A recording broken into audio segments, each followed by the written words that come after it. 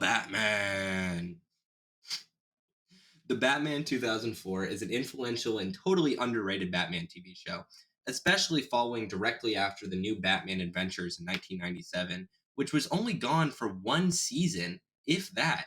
So it really felt like Batman 2004 was like a really good revamp that the character and the fan base really needed in order to really keep this character alive. 2004, what a great year for so many famous TV shows coming out, like Lost, House MD, also Ghost Hunters, which are all very talked about still in 2025.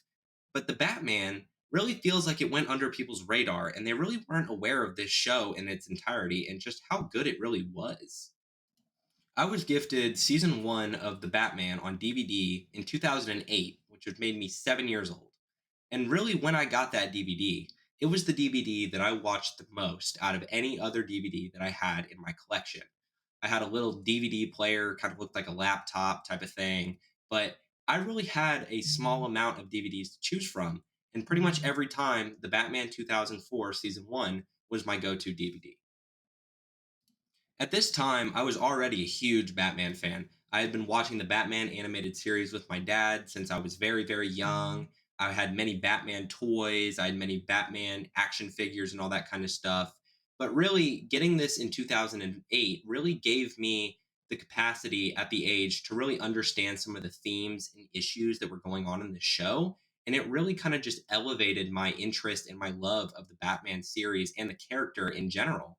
And it's really added on until I've been like older. As a 22-year-old, I still watch the show all the time. It's on HBO Max now, and I still have just as much joy and interest as the show in this show, I'm sorry, as I did when I was watching it in 2008. So that really just like holds it really holds a lot of nostalgia for me, and I hope you guys feel the same.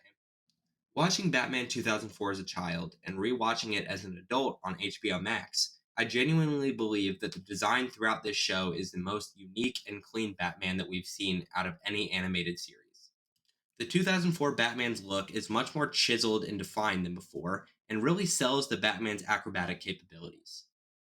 Along with this, the animation is a lot more gritty. This grittiness holds throughout the entire show, and we see this through the main characters and even the villains throughout. One villain in particular that we see expressive grittiness is the Joker. We see him in a straitjacket with long green dreads. He looks very unlike any Joker we've seen in the past, and yet he's my favorite iteration.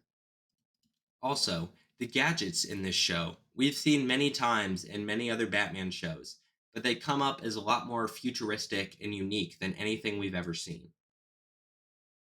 Not to mention the variations of suits that the Batman has throughout this show.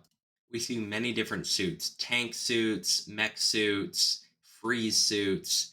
They all add to the uniqueness and just the amount of ability that this show has to really capture an audience. All right. So we've talked about 2004's Batman design, but we need to talk about the design of the 2004 Batman villains. Most of the villains that we see in the first season are all villains that you should probably know if you've seen any Batman series in the past. We have the Penguin, we have Mr. Freeze, we have Clayface, but they're all in a different role than we usually expect them to be. We usually see Penguin as a higher up mob boss who's kind of looking over people. But in this, he's a low level crook who's stealing from rich people and using birds and robots to do that. In the new live action movie Dark Knight Rises, we saw Bane as a full human who's taking steroids in order to enhance his strength. But in the Batman 2004, his character, the Bane character, is red. He has monstrous eyes. He's a lot more of a monstrous character compared to the live action.